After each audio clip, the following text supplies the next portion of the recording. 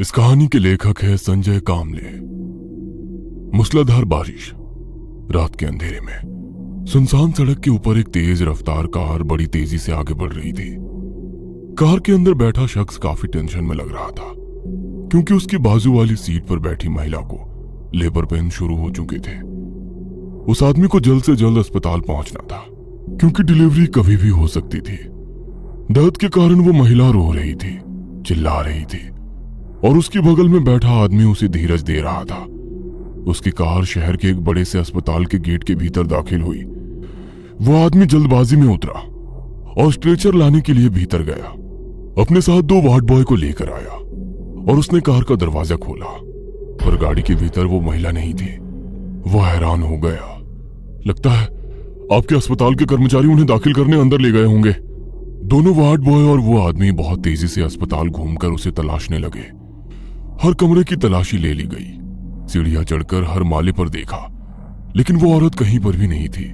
काफी तलाश करने के बाद वार्ड बॉय ने उस आदमी से पूछा, सर, क्या वो आपकी पत्नी थी? उसने परेशान नजरों से इधर उधर देखते हुए कहा, जी नहीं, वो सड़क किनारे एक पत्थर पर बैठकर गाड़ी को हाथ कर रोकने की इशारा कर रही थी। मुझे उसकी हालत का अंदाजा आ गया, इसलिए मैंने उसे अपनी गाड़ी में ले लिया और अस्पताल ले आया। मतलब आपका भी सामना उस आत्मा से हो गया? आत्मा से? तुम कहना क्या चाहते हो? उस प्रेग्नेंट लेडी की कहानी यहाँ का बच्चा बच्चा जानता है। अगर आप इन बातों पर यकीन नहीं करते तो मैं आपको डराऊंगा नहीं।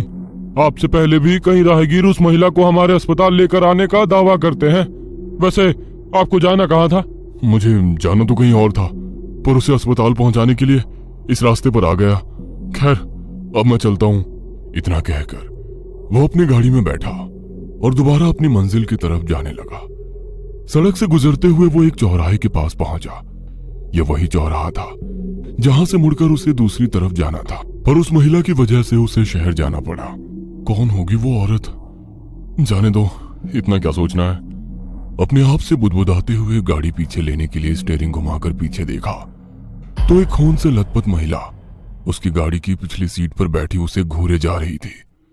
वह डरावना दृश्य देखकर उसके रोंगटे खड़े हो गए। गाड़ी रोककर वो झट से नीचे उतरा और दूर हट गया। उसे कार का दरवाजा खोलने की हिम्मत नहीं हो रही थी।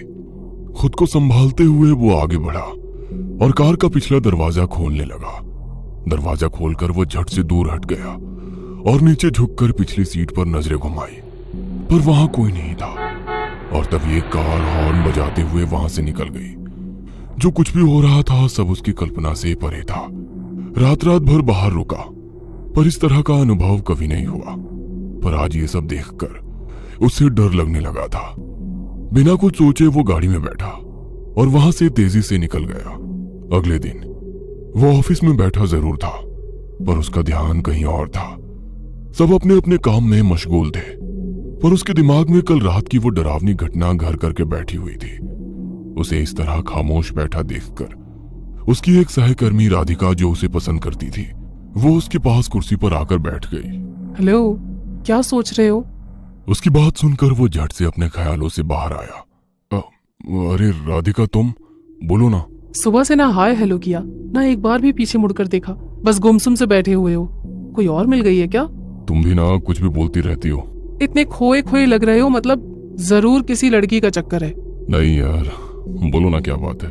कल घर में एक पूजा रखी है, सबको बता दिया है, तुम्हें भी आना होगा। और वैसे भी कल छुट्टी है, तो नो एक्सक्यूज। कहते हुए राधिका ने उसकी तरफ देखा तो वो अभी भी कुछ सोच रहा था। उसका ध्यान बिल्कुल भी राधिका की तरफ नहीं था। उसे इस तरह देख राधिका ने पूछा, क्या बात है, तुम कुछ ज्यादा ही परेशान लग रहे हो। कुछ हुआ है क्या? वह कुछ पल खामोश बैठा रहा और एकदम से राधिका की तरफ देखकर बोला, तुम भूत प्रेत भटकती आत्मा इन सब बातों पर यकीन करती हो? ये अचानक तुम्हें क्या हो गया? हमेशा मजाक मस्ती करने वाला इंसान एकदम से भूत प्रेतों की बात कैसे करने लगा? यार, मैं मजाक नहीं कर रहा हूँ। प्लीज बताओ, क्या तुम भूत प्रेतों पर यकीन करती हो, या तुमने किसी से उनके बारे में सुना है? सुना तो है, मगर मैं खुद यकीन नहीं करती। वैसे हुआ क्या है? तुम यकीन नहीं करोगी, कल रात मैंने किस तरह की शक्ति का सामना किया है।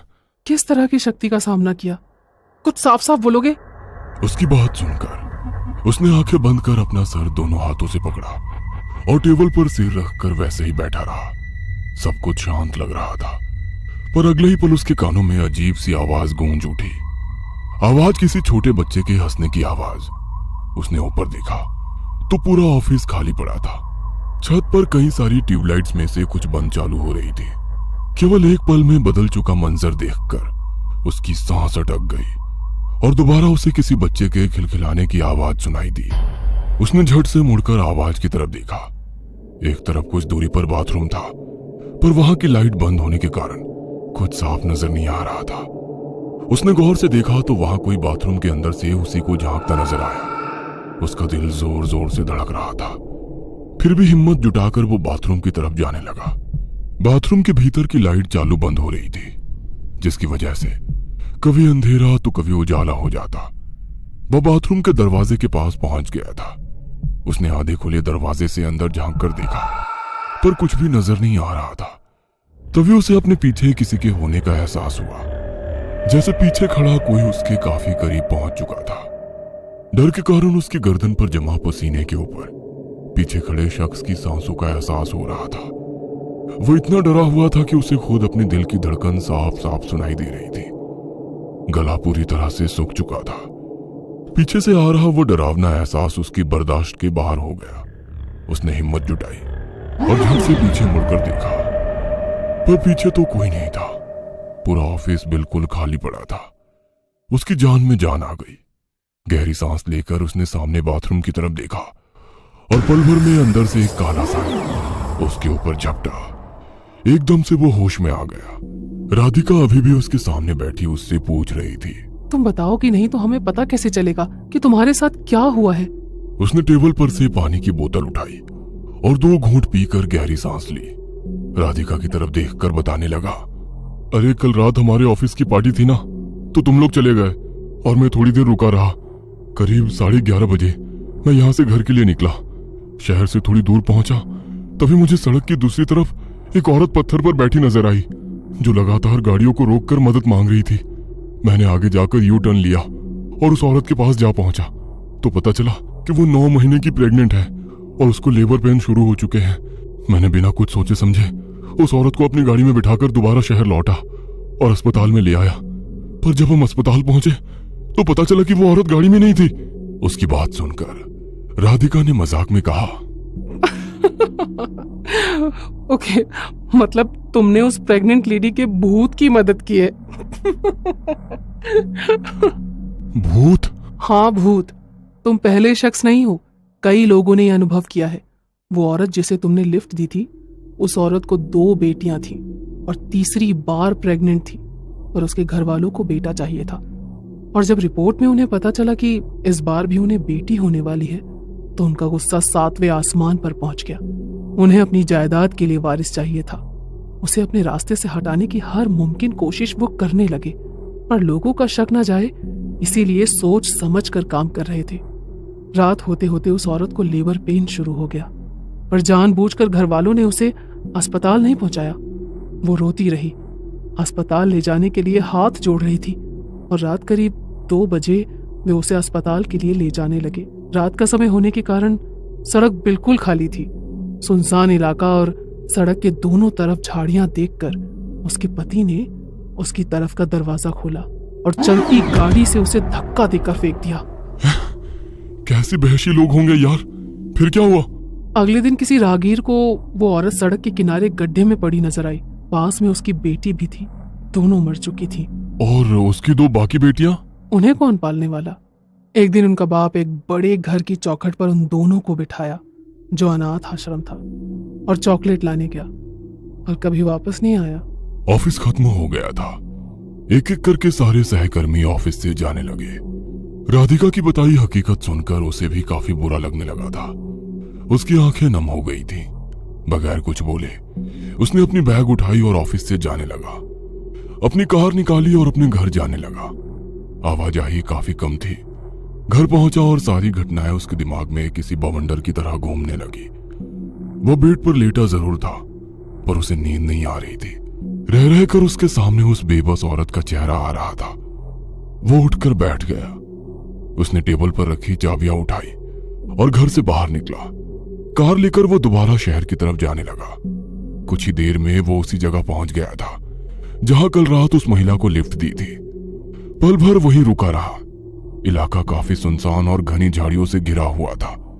दिन के वक्त जो गाड़ियां हर 2 मिनट में गुजरती थी, रात के वक्त वो बिल्कुल ना के बराबर हो जाती। अपनी गाड़ी में वैसे ही बैठा रहा। गाड़ी के दोनों तरफ के शीशे नीचे कर दिए थे। वो कभी सिर के ऊपर लगे शीशे पर पिछली सीट पर नजर डालता तो कभी दोनों खिड़कियों से बाहर देखता। अगले कुछ मिनट तक गहरा सन्नाटा पूरे इलाके में छाया रहा। अगले ही पल सामने वाले शीशे पर ऊपर से घने बाल नीचे सरकते हुए नजर आने लगे। ये देखकर उसकी जान हलक तक आ गई और फिर आधा चेहरा ऊपर से अंदर झांकता हुआ दिखाई दिया। उसने गाड़ी शुरू की और तेज रफ्तार से यू टर्न लेते हुए घर की तरफ दौड़ाई। सुबह हो चुकी थी। अच्छी तरह तैयार होकर वो अपनी गाड़ी में बैठ गया। राधिका के घर जाना था। वो भी राधिका को मन ही मन पसंद करता था। आज घर में पूजा भी थी, तो आज अच्छा मौका था उसे अपने दिल की बात बताने का। पर रह रह कर वो डरावनी बात उसके दिमाग को परेशान कर रही थी। अगर राधिका हाँ बोलेगी तो उसके साथ ये शहर हमेशा के लिए छोड़कर कहीं दूर चला जाऊंगा। राधिका के घर पहुंचा तो लोग बैठकर खाना खा रहे थे। टेबल पर रखी एक तस्वीर को लोगों ने काफी फूल माले चढ़ाए थे। शायद राधिका के घर में किसी की बरसी थी। उसे देखकर राधिका दौड़ते हुए आगे आई और बोली, तुम्हारा आना आज मेरे लिए सबसे इम्पोर्टेंट है। आज मेरी माँ की 14वीं बरसी है। उसका हाथ पकड़कर वो अपनी माँ की तस्वीर के सामने ले गई। राधिका अपनी माँ की तस्वीर के सामने हाथ जोड़े आंखें बंद करके खड़ी थी। उस तस्वीर को देखकर उसे समझ आ गया कि जिस प्रेग्नेंट औरत की आत्मा को उसने लिफ्ट दी थी वो राधिका की ही माँ थी। वह हैरान हो चुका था, पर अगले ही पल उसने खुद को संभाल लिया। उसने पॉकेट में हाथ डालकर एक छोटी सी अंगूठी निकाली और तस्वीर के सामने ही राधिका की उंगली में पहनाते हुए कहा, सासू माँ, आपकी बेटी से बहुत प्यार करता हूँ और शादी करना चाहता हूँ। आपका आशीर्वाद चाहता हूँ। राधिका ने आंखें खोलकर उसकी तरफ देखा, पर अब वो आंखें बंद करके राधिका की माँ की तस्वीर के सामने हाथ जोड़े खड़ा था और राधिका की आंखों से खुशी के आंसू बहने लगे।